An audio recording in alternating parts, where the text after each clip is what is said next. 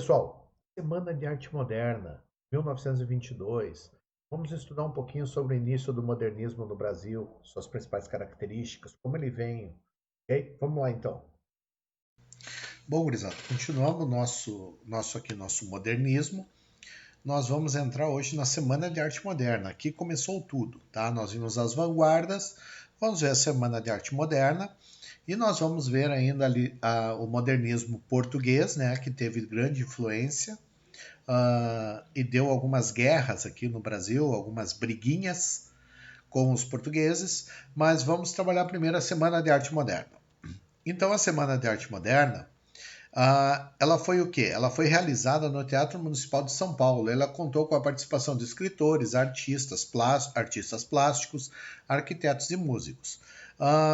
A gente chama de Semana de Arte Moderna, mas ela foram 3 dias que trouxeram inovações, trouxeram situações novas para a literatura brasileira.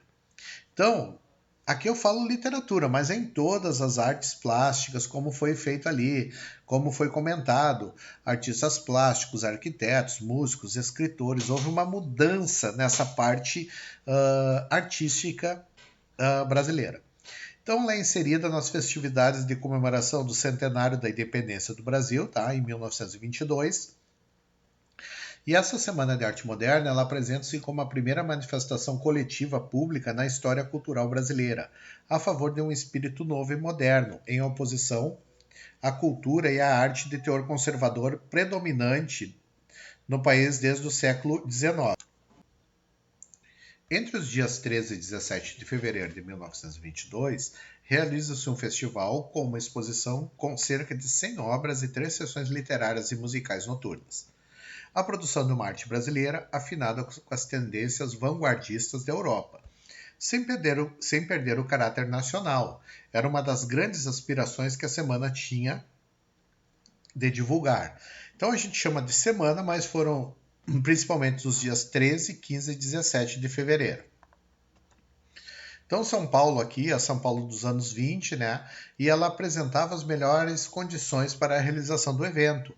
Tá? Tratava-se de uma próspera cidade que recebia grande número de imigrantes europeus e modernizava-se rapidamente. Tá? E com a implantação de indústrias e reurbanização, era enfim uma cidade favorável a ser transformada num centro cultural da época, abrigando vários jovens artistas. Então, por isso que foi realizada em São Paulo essa semana. Esse era o ano também que o país estaria comemorando o centenário da independência, né? Então, os jovens modernistas pretendiam redescobrir o Brasil, libertando das amarras que o prendiam aos padrões estrangeiros, porque as outras escolas literárias estavam amarradas aos padrões europeus. Então, aqui eles queriam libertar isso. Então, seria um movimento pela independência artística do Brasil. Os jovens modernistas da semana negavam, antes de mais nada, o academicismo nas artes. A essa altura estavam lá influenciados esteticamente por tendências e movimentos como o cubismo, o expressionismo e as diversas ramificações pós-impressionistas, que foi o que nós vimos lá nas vanguardas europeias. Até aí, nenhuma novidade em renovação, tá? Mas partindo deste ponto, pretendia utilizar tais modelos europeus de forma consciente para uma renovação da arte nacional.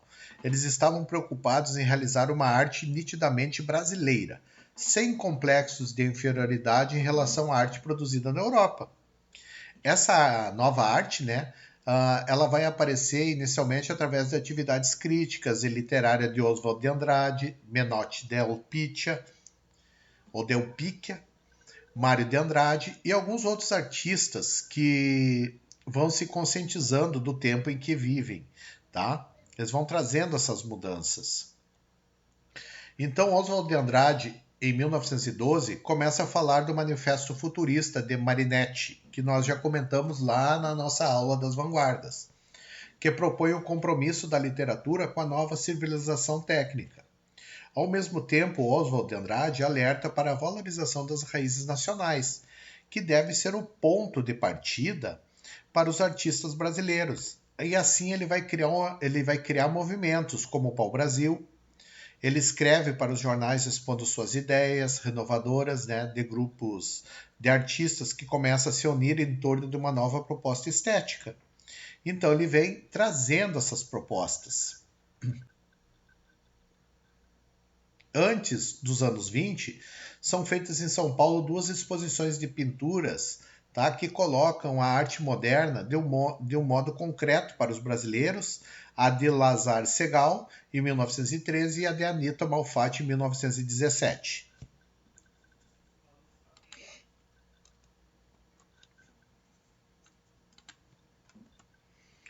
Vindo da Alemanha, o pintor Lazar Segal realizou uma exposição em São Paulo e outra em Campinas, ambas recebidas com uma fria polidez. Desanimado, Segal seguiu de volta à Alemanha, só retornando ao Brasil 10 anos depois, quando os ventos sopravam mais a seu favor. Então ele trouxe esses quadros inusitados que não foram bem recebidos na época. A exposição da Anita Malfatti, em 1917, recém-chegada dos Estados Unidos e da Europa, foi um outro marco para o movimento modernista, tá, brasileiro. A obra da pintora, então afinadas com as tendências vanguardistas do exterior, chocavam grande parte do público, causando violentas reações da crítica conservadora. Então houve essa crítica em relação às obras da Anita Malfatti. Dessa polêmica, o artigo de Monteiro Lobato para o jornal Estado de São Paulo, intitulado A propósito da exposição Malfatti, publicado na seção Artes e Artistas da edição de 20 de dezembro de 1917, foi a reação mais contundente dos espíritos conservadores. Então, a Monteiro Lobato fez uma grave crítica à exposição da Malfatti. No artigo publicado neste jornal, Monteiro Lobato, preso a princípios estéticos conservadores, afirma que todas as artes são regidas por princípios imutáveis, leis fundamentais que não dependem do tempo nem da latitude. Então ele traz isso, mas Monteiro Lobato vai mais longe ao criticar os novos movimentos artísticos. Assim escreve que quando as sensações do mundo externo transformaram-se em impressões cerebrais, nos sentimos para que sintamos de maneira diversa, cúbica ou futurista, e forçoso o que a harmonia do universo sofra, completa alterações ou que o nosso cérebro esteja em pane, por virtude de alguma grave lesão, enquanto a percepção sensorial se fizer normalmente no homem através da porta comum dos 5 sentidos. Uma artista diante de um gato não poderá sentir-se senão um gato, e é falsa a interpretação de que o bichano fizer um totó, um escaravelho ou um amontoado de cubos transparentes. Então ele vai criticar. A exposição, entretanto, marcou o início da luta, reunindo ao redor dela jovens despertos para uma necessidade de renovação da arte brasileira. Além disso, traços dos ideais que a semana propunha já podiam ser notados em trabalhos de artistas que dela participaram, além de outros que foram excluídos do evento. Então, desde a exposição de Malfatti, tá, havia dado tempo para que os artistas de pensamentos semelhantes se agrupassem, né? Então, em 1920, por exemplo, Oswald de Andrade já falava de amplas manifestações, né, de ruptura com debates abertos. Essa divisão entre os defensores de uma estética conservadora e os de uma renovadora, né, prevaleceu por muito tempo e atingiu seu clímax na Semana de Arte Moderna. Então eles sempre estavam discutindo, né, aqueles que queriam conservar aquela literatura que nós tínhamos ou aqueles que queriam renovar. Então no interior do teatro foram apresentados concertos e conferências, enquanto no saguão foram montadas exposições de artistas plásticos, como os arquitetos Antônio Moya e Jorge Price-Remmel, os escultores Vitor Becheret e W. Heimberg, os desenhistas e pintores, né, Anita Malfatti, Di Cavalcanti, John Grass, Martins Ribeiro, Zina Aita, João Fernando de Almeida Prado e Ignácio da Costa Ferreira, Vicente do Rego Monteiro e Di Cavalcanti. O idealizador até da semana e autor do desenho que ilustra a capa do catálogo, que está aqui ao lado. Então aqui está o catálogo da Semana de Arte Moderna. Então, além disso, havia escritores como Mário de Andrade, Oswald de Andrade, Menotti Del Picchia, Sérgio Millet, Plínio Salgado, Ronald Carvalho, Álvaro Moreira, Renato de Almeida, Ribeiro Couto e Guilherme de Almeida. Na música estiveram presentes também nomes consagrados como Villa-Lobos, Guiomar Novaes, Hernani Braga e Frutuoso Viana. A semana, de uma certa maneira, nada mais foi do que uma ebulição das novas ideias totalmente libertadas do nacionalismo em busca de uma identidade própria, uma identidade nacional e de uma maneira mais livre de expressão. Não se tinha, porém, um programa definido, sentia-se muito mais um desejo de experimentar diferentes caminhos do que definir um único ideal moderno, entenderam? Eles tinham esses ideais de mudança. Então, no dia 13, na segunda-feira, a casa cheia, a abertura oficial do evento, espalhados pelo saguão do Teatro Municipal de São Paulo, várias pinturas e esculturas, provocam reações de espanto e repúdio por parte do público. Era tudo novo. O espetáculo tem início com a confusa conferência de Graça Aranha, intitulada A Emoção Estética da Arte Moderna. Graça Aranha, nós vimos ele lá no pré-modernismo e agora ele vai fazer parte do modernismo. E tudo vai transcorrer em certa calma nesse dia, tá? Já no dia 15, na quarta-feira, Guiomar Novaes era para ser a grande atração da noite. Contra a vontade dos demais artistas modernistas, aproveitou o intervalo do espetáculo para tocar alguns clássicos consagrados, iniciativa aplaudida pelo público, mas a atração dessa noite foi a palestra de Menotti Del Picchia sobre a arte estética. Menotti apresenta os novos escritores dos novos tempos e surgem vaias e barulhos diversos, miados, latidos, grunhidos, que se alternam e confundem com aplausos. Quando Ronald Carvalho leu o poema intitulado Os Sapos, de Manuel Bandeira, poema criticando abertamente o parnasianismo e seus adeptos, o público faz coro atrapalhando a leitura do texto. A noite acaba em algazarra. E na sexta-feira, o dia mais tranquilo da semana. Apresentações musicais de Villa-Lobos, com participação de vários músicos. O público, em número reduzido, portava-se com mais respeito, até que Villa-Lobos entra de casaca, mas com um pé calçado, com um sapato e outro com chinelo. O público interpreta a atitude como futurista e desrespeitosa, e vai o artista, impiedosamente. Mais tarde, o maestro explicaria que não se tratava de modismo, e sim de um calo inflamado. Entretanto, acredita-se que a Semana de Arte Moderna não tenha sido originalmente o alcance e amplitude que posteriormente foram atribuídos ao evento. A exposição de arte, por exemplo, parece não ter sido coberta pela imprensa da época, somente teve nota publicada por participantes da semana, que trabalhavam em jornais como Mário de Andrade, Menotti Del Picchia e Graça Aranha, justamente os três conferencistas, cujas ideias causaram grande alarde na imprensa.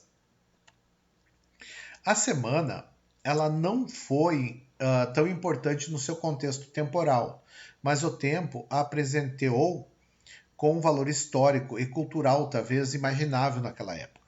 Não havia entre seus participantes uma coletânea de ideias comuns a todos. Por isso ela se dividiu em diversas tendências diferentes, todas pleitando a mesma herança. Pessoal, aqui as obras que eu estou colocando aqui são obras que vieram nessa semana, obras que vieram com o modernismo. Entre os movimentos que surgiram na década de 1920, destacam-se o Movimento Pau-Brasil, o Movimento Verde-Amarelo e Grupo ANTA e o Movimento Antropofágico. A principal forma de divulgação dessas novas ideias se dava através das revistas, entre as quais se destacavam, encontram-se a revista Claxon e a revista de Antropofagia, que está aqui o modelo da Claxon. O Movimento Pau-Brasil foi um movimento artístico lançado no Brasil em 1924 por Oswald de Andrade e Tarsila do Amaral, que apresentava uma posição primitivista, buscando uma poesia ingênua de redescoberta do mundo e do Brasil, e que foi inspirada nos movimentos de vanguarda europeus, devido às viagens que Oswald fazia à Europa. O movimento exaltava a inovação na poesia, o primitivismo e a era presente. ao mesmo tempo que repudiava a linguagem retórica na poesia. Convivem dialeticamente o primitivo e o moderno, o nacional e o cosmopolita, sendo ideologicamente a raiz do movimento antropofágico. Se o movimento antropofágico há uma diferença entre antropofagia e canibalismo. Isso aí é interessante falar. O que seria o canibalismo? Isso aí a gente tem ideia pelos índios. O canibalismo tem tribos indígenas que se alimentam de seres humanos, tá? Mas somente para alimentação. A antropofagia ocorre essa alimentação, mas é pelo quê? Para pegar o melhor, os poderes daquela outra pessoa. Então, a antropofagia tinha essa ideia que aqueles grandes guerreiros, se fossem capturados, mortos e comidos, a pessoa receberia essa força, essa coragem. Então, por isso que é o movimento antropofágico. Vamos adquirir o que é de bom dessas outras escolas, do que vem de fora, mas vamos fazer a nossa literatura. Então, o Movimento Verde Amarelo e o Grupo ANTA foram movimentos culturais decorrentes da Semana de Arte Moderna de 22. Na literatura tem por características textos patrióticos, ufanistas e a idealização do país, características formais, versos livres, sem rima, sem métrica, em estrofação e discurso não linear, recusando todo e qualquer contágio com ideias europeias. Esse movimento é uma reação das intenções primitivas do pau-brasil. Liderado por Cassiano Ricardo, Menotti Del Picchia, Plínio Salgado e outros, o grupo acabou caindo no nacionalismo ufanista, escolhendo como símbolo de suas ideias a anta, animal que tinha uma função mítica na cultura tupi. Esse movimento converteu-se em 1926 no chamado Grupo da Anta, que seguiu uma linha de orientação política nitidamente de direita, da qual sairia, na década de 30, o integralismo de Plínio Salgado. Já o Manifesto Antropófago, ou Antropofágico, foi um manifesto literário escrito por Oswald de Andrade, publicado em maio de 1928, que tinha por objetivo repensar a dependência cultural brasileira. Propunha basicamente devorar a cultura e as técnicas importadas e sua reelaboração com autonomia, transformando o produto importado em exportável. O nome do manifesto recuperava a crença indígena. Os índios antropófagos comiam o inimigo, supondo que assim estava assimilando suas qualidades. O manifesto foi publicado na primeira edição da revista de Antropofagia, meio de comunicação responsável pela difusão do movimento antropofágico brasileiro. A linguagem do manifesto é majoritariamente metafórica, contendo fragmentos poéticos bem-humorados e torna-se fonte teórica principal do movimento. O Manifesto Antropofágico foi o marco do movimento brasileiro, pois não somente mudou a forma do brasileiro de encarar o fluxo de elementos culturais no mundo, mas também colocou em evidência a produção própria, a característica brasileira, na arte, acendendo uma identidade tupiniquim no cenário artístico mundial. Logo após a realização da semana, alguns artistas fundamentais que dela participavam acabaram voltando para a Europa, ou indo lá pela primeira vez no caso de Di Cavalcanti, dificultando a continuidade do processo que se iniciara. Por outro lado, outros artistas igualmente importantes chegavam após estudos no continente, como Tarsila do Amaral, um dos grandes pilares do modernismo brasileiro. Houve ainda bastante confusão estilística e estrangeirismo contrários aos ideais da mostra, como demonstram títulos como Safo, de Brecheret, Café Turco, de Di Cavalcanti, ou Cubismo, de Vicente do Rego Monteiro. Não resta dúvida, porém, que a semana integrou grandes personalidades da cultura da época e pode ser considerada importante marco no modernismo brasileiro, como sua intenção nitidamente anti-acadêmica e introdução do país nas questões do século. A própria tentativa de estabelecer uma arte brasileira livre da mera repetição de formas europeias foi de extrema importância para a nossa cultura, e a iniciativa da semana uma das pioneiras nesse sentido. Aliás, o principal legado da Semana de Arte Moderna foi libertar a arte brasileira da reprodução, nada criativa de padrões europeus, e dar início à construção de uma cultura essencialmente nacional. E a gente pode ver isso através das obras que eu estou passando aqui para vocês.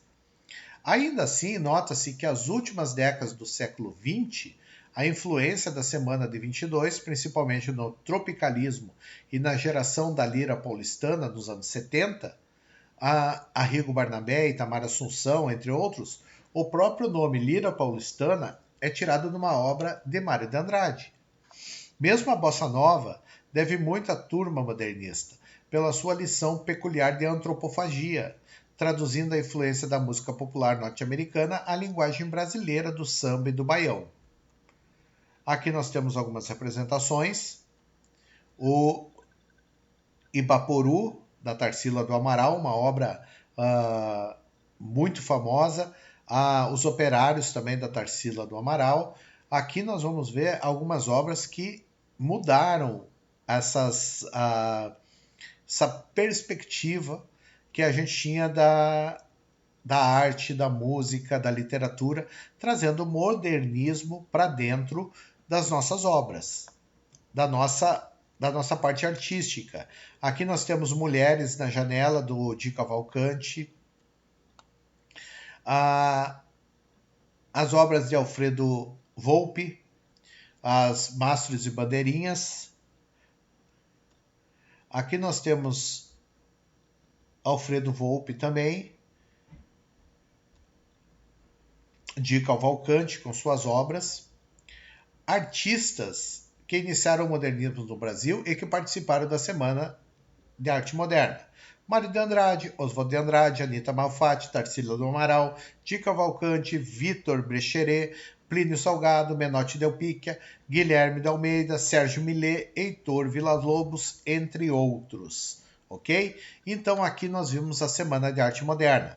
Nossa próxima aula nós vamos ver a literatura, a literatura portuguesa, modernismo, tá? E depois nós vamos começar com a primeira fase modernista no Brasil.